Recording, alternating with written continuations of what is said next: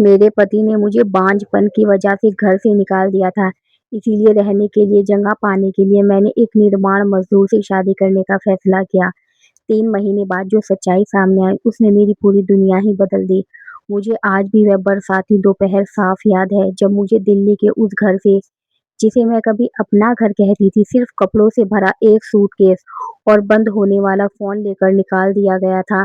मेरे पति रोहित, जिसने कभी ज़िंदगी भर साथ निभाने की कस्में खाई थी, मुझे बेरहमी से छोड़ दिया था। मैंने तुमसे शादी बच्चा पैदा करने के लिए की थी, किसी ऐसे बोझ को ढोने के लिए नहीं, जो सिर्फ आँसू बहाना जानता हो। उसने गुस्से से कहा और मेरे मुँह पर दरवाज़ा बंद कर दिया। उस दरवाज़े की आवाज़ आज भी मेरे कानों में गूंजती है। बारिश में भीगती हुई मैं सड़क पर खड़ी रह गई। मेरे माता-पिता वर्षों पहले गुज़र चुके थे, कोई भाई-बहन नहीं था और रिश्तेदारों से कभी ख़ास संबंध नहीं रहे। जिन दोस्तों पर भरोसा था, उनकी अपनी-अपनी ज़िंदगियाँ थी। मैंने अपनी पूरी जवानी उस आदमी के नाम कर दी थी और बदले में मुझे सड़क पर अकेला छोड़ दिया गया था। उस रात मैं बस में बैठकर मिर्ज़ापुर लौट आई, वह छोटा-सा कस्बा जिसे मैं पढ़ाई के लिए सालों पहले छोड़ गई थी। मेरे पास ना नौकरी थी, ना सहारा। मैंने सब्जी मंडी के पास एक छोटा कमरा किराए पर लिया और जैसे-तैसे गुज़ारा करने लगी। सुबह सब्जियाँ बेचती, दोपहर में लोगों के घरों में सफाई करती और रात को अपने आँसू छुपाकर सो जाती। इन्हीं दिनों मेरी मुलाकात तनुज से हुई। वह पास के निर्माण स्थल पर मज़दूर का काम करता था। लंबा कद, सांवला रंग, साधारण कपड़े और बेहद शांत स्वभाव। पहली बार वह मुझे मेरी सब्जी की दुकान पर आया और मुस्कुराकर बोला, "लगता है तुम यहाँ नई हो।" मैं हल्का-सा मुस्कुराई, "हाँ, और शायद किस्मत भी मेरे लिए नई ही है।" उसने कुछ सब्जियाँ खरीदी और चला गया, लेकिन अगले दिन फिर आया, फिर उसके अगले दिन। धीरे-धीरे हमारी बातें बढ़ने लगी। उसने कभी मेरे अतीत के बारे में ज़्यादा सवाल नहीं पूछे और मैंने भी उसके बारे में जानने की कोशिश नहीं की। एक दिन तेज़ बारिश में मेरे किराए के कमरे की छत टपकने लगी। पूरा कमरा पानी से भर गया। उसी समय तनुज वहाँ पहुँचा। उसने मेरी हालत देखी और बोला, "कुछ दिन मेरे घर चलो। जब तक यह कमरा ठीक नहीं हो जाता, तुम वहाँ रह सकती हो।" मैंने बहुत सोचा, लेकिन मेरे पास कोई दूसरा रास्ता भी नहीं था। उसका घर भी बहुत साधारण था। एक छोटा कमरा, एक रसोई और बाहर मिट्टी का आँगन। लेकिन वहाँ मुझे वह सम्मान मिला, जो सालों से नहीं मिला था। वह सुबह मेरे लिए चाय बनाता, शाम को खाना बनाते समय मेरी मदद करता और कभी मेरी सीमाओं का उल्लंघन नहीं करता था।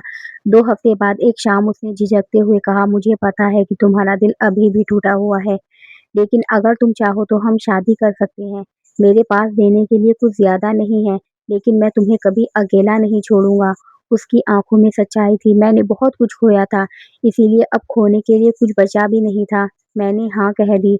हमारी शादी एक छोटे मंदिर में हुई। ना कोई बड़ा समारोह, ना महँगे कपड़े, ना शोर-शराबा, सिर्फ़ कुछ गवाह, भगवान का आशीर्वाद और 2 टूटे हुए लोगों का नया विश्वास। शादी के बाद की ज़िंदगी बेहद साधारण लेकिन खूबसूरत थी। तनुज रोज़ मज़दूरी पर जाता और मैं सब्जियाँ बेचती। हमारे पास पैसे कम थे, लेकिन मन में शांति थी। पहली बार मुझे लगा कि कोई मुझे सिर्फ़ इसीलिए नहीं चाहता क्योंकि मैं उसे कुछ दे सकती हूँ, बल्कि इसीलिए चाहता है क्योंकि मैं हूँ। एक दिन सब बदल गया। शादी को 3 महीने हुए थे। मैं घर की सफाई कर रही थी कि मुझे बिस्तर के नीचे एक पुराना लकड़ी का बक्सा मिला। उत्सुकतावश मैंने उसे खोल लिया। अंदर कोई बैंक पासबुक और दस्तावेज और एक चमड़े की डायरी रखी हुई थी। पहली पासबुक देखकर मेरे हाथ काँप गए। उसमें लाखों रुपए जमा थे। दूसरी खोली, उसमें उससे भी ज़्यादा रकम थी। तीसरी में करोड़ों का बैलेंस था। मेरी सांस अटक गई।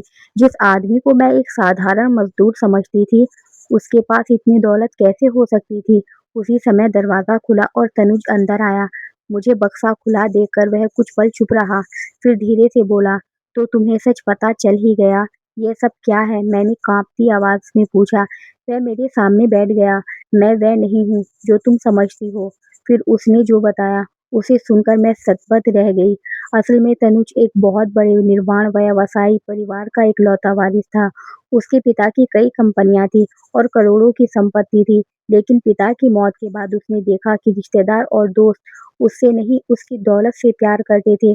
सच्चे रिश्तों की तलाश में उसने अपनी पहचान छिपा ली और आम आदमी की तरह जीने लगा। वह निर्माण स्थलों पर मजदूर बनकर काम करता था ताकि लोगों को असली चेहरा पहचान सके। मैं कुछ देर तक उसे देखती रह गई, लेकिन मुझसे शादी क्यों की? मैंने पूछा। उसकी आंखें नम हो गई, क्योंकि तुम पहली इंसान थी जिसने कभी मुझसे यह नहीं पूछा कि मेरे पास कितना पैसा है। तुमने सिर्फ मेरे व्यवहार को देखा। तुमने मेरे साथ तब रिश्ता बनाया जब तुम्हें लगा कि मैं एक गरीब मजदूर हूँ।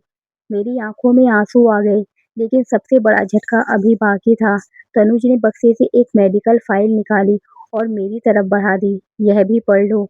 मैंने फाइल खोली। वह रोहित की मेडिकल रिपोर्ट थी। मैं हैरान रह गई।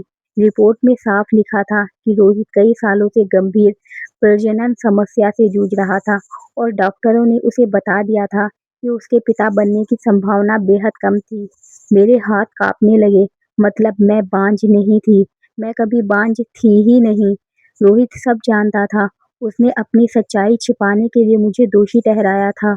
उसने मेरी आत्मा तोड़ दी, मुझे अपमानित किया और घर से निकाल दिया, जबकि गलती उसकी थी। उस दिन मैं घंटों रोती रही, लेकिन वह दर्द के आंसू नहीं थे। वह उस बोझ के उतरने के आंसू थे, जिसे मैं सालों से ढो रही थी। समय बीतता गया। तनुज ने अपनी असली पहचान दुनिया के सामने ला दी और अपने परिवार का कारोबार संभाल लिया। हमारी जिंदगी बदल गई, लेकिन उसका स्वभाव नहीं बदला। वह आज भी सुबह मेरे लिए चाय बनाता था और रात को पूछता था, खाना खाया? 1 साल बाद डॉक्टर ने मुस्कुराते हुए कहा, बधाई हो, आप माँ बनने वाली हैं। मेरी आंखों से आंसू बह निकले। तनुज ने मेरा हाथ थाम लिया। उसी शाम एक अनजान नंबर से कॉल आया। वह रोहित था। उसका कारोबार बर्बाद हो चुका था। जिन लोगों के लिए उसने मुझे छोड़ा था, वे भी उसका साथ छोड़ चुके थे। रोते हुए उसने कहा, मुझसे बहुत बड़ी गलती हो गई। क्या तुम वापस आ सकती हो? मैंने खिड़की से बाहर देखा। तनुज आंगन में खड़ा मुस्कुराते हुए पौधों को पानी दे रहा था। मैंने शांत आवाज में कहा, जिस दिन तुमने मुझे घर से निकाला था, उस दिन तुमने सिर्फ अपनी पत्नी नहीं खोई थी, तुमने अपनी जिंदगी की सबसे बड़ी नेमत खो दी थी। अब बहुत देर हो चुकी है। मैंने फ़ोन काट दिया।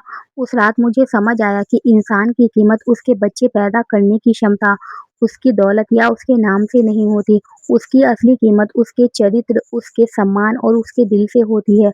और कभी-कभी जब ज़िंदगी हमसे सब कुछ छीन लेती है, तभी वह हमें वह इंसान देती है जो सच में हमारे लिए बना होता है।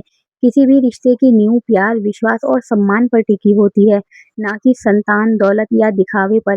बिना सच जाने किसी पर दोष लगाना और उसे अपमानित करना सबसे बड़ा अन्याय है।